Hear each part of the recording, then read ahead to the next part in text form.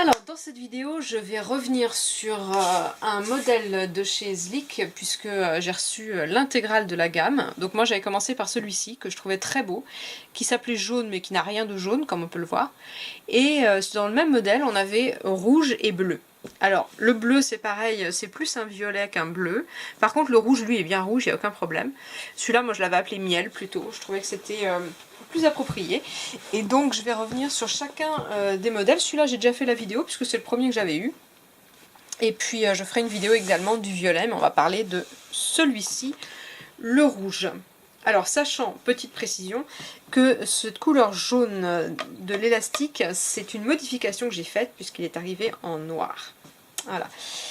Alors, on a le porte-crayon, qui est dans un cuir de même cuir que l'autre, hein, donc c'est du 2 mm assez ferme. C'est pas un cuir qui a une énorme souplesse. Il est pas dur non plus, hein, mais il n'a pas une énorme souplesse. Et donc on voit là-dessus une couleur un petit peu plus claire. C'est souvent le cas avec les porte-crayons.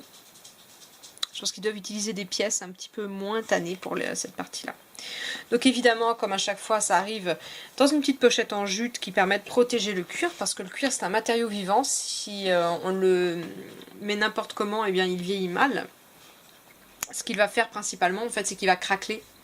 Donc ça, c'est pas du tout quelque chose qu'on recherche. Voilà le préféré de mon fils, ce magnifique petit carnet rouge qui est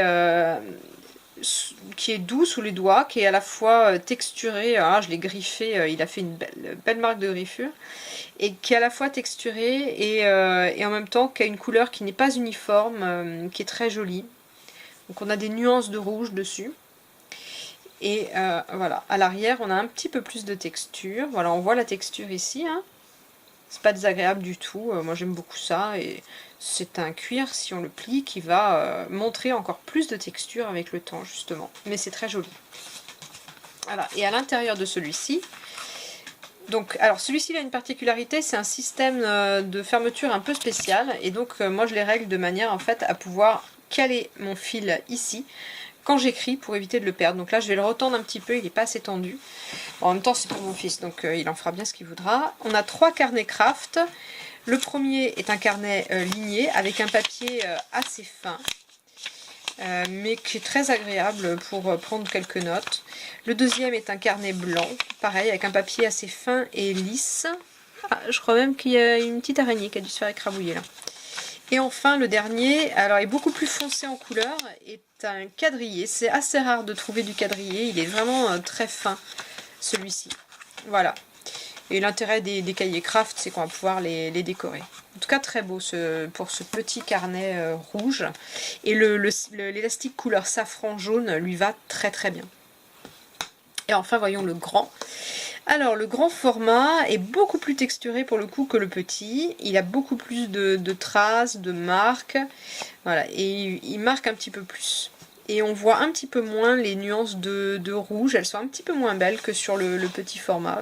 Mais bon là c'est une question de l'eau, hein. C'est vraiment pas quelque chose qu'on peut anticiper.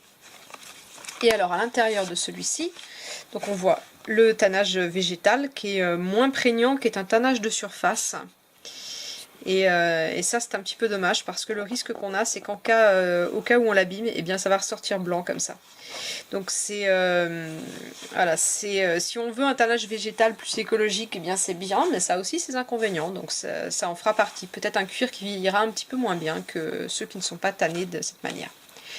À l'intérieur, un carnet blanc avec un papier beaucoup plus épais que dans le petit carnet central. Dans les grands carnets, le papier est de meilleure qualité que dans les petits. Une pochette plastique avec les porte-cartes de l'autre côté. Un calendrier universel, alors je les aime bien parce qu'on peut soit en faire un calendrier qui dure très très longtemps, soit en faire un checklist en fait de 31, avec 31 cases possibles. Et enfin, un carnet dessin papier avec un papier qui est très doux, hein, qui convient très bien pour plumes, dessin. Alors peut-être un petit peu trop lisse pour le dessin, mais avec un feutre, avec un plume ou un crayon bille, ça passera très bien. Voilà. Et voilà. pour cet ensemble qui est vraiment, je trouve, la plus jolie couleur des trois, ce rouge. J'aime beaucoup le marron aussi. Donc petit rappel, celui-ci c'est ce qu'ils appellent le jaune. Mais j'aime beaucoup celui-ci. Alors après, je vais faire la vidéo du bleu. Moi j'appellerais pas ça bleu, mais bon, c'est pas grave.